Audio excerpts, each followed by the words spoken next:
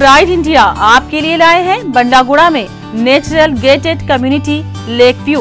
बनाइए अपना ख्वाबों का आशियां कुदरती हसीन मनाजिर के पास, जिसमें open plot, swimming pool, park और प्लेग्राउंड जैसे बेशुमार एमिनिटीज के साथ दस्तयाब है। फलकनुमा पैलेस से सिर्फ 7 मिनट के फासले पर लेक व्यू। कॉन्टैक्ट 8099777720।